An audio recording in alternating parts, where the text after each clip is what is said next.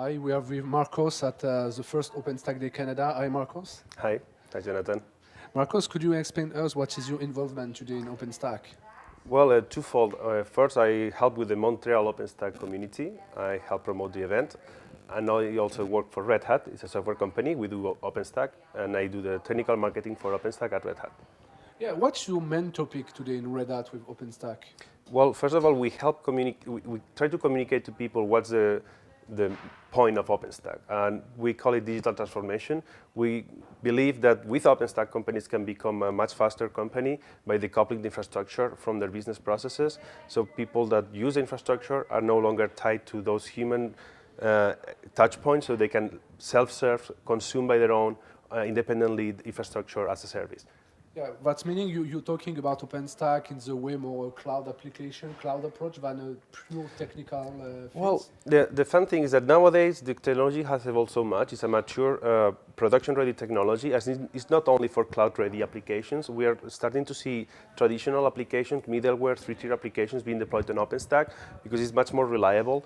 So it's no longer limited to this fancy new generation technology. It's also for a stable, rock-solid, traditional like ERPs or CRM. You can also see that deployed in production OpenStack.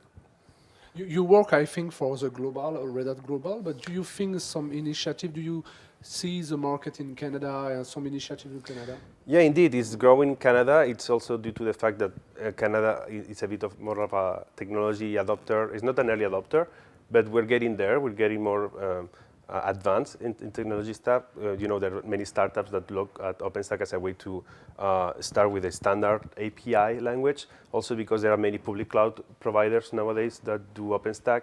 So you can start with a public cloud, but uses the OpenStack language. And once you grow to a certain volume, you could put OpenStack in-house and do a private cloud. It works both ways. Yeah, and if you would like to have some information, you have a link or so forth to share with us? Yeah, of course, visit redhat.com. We have a YouTube video channel. We have articles posted. You can also go to trystack.org. It's to try OpenStack. Also, if you want to play it on your own on a much recent basis, we have the RDO community. It's like R Red Hat DO. The RDO project is the upstream community. We use CentOS and Fedora as underlying hosts, so that's another way to learn OpenStack. Okay, thank you, Marcos, and I hope I see you again in the next OpenStack Day in Toronto. Indeed, thank you very much.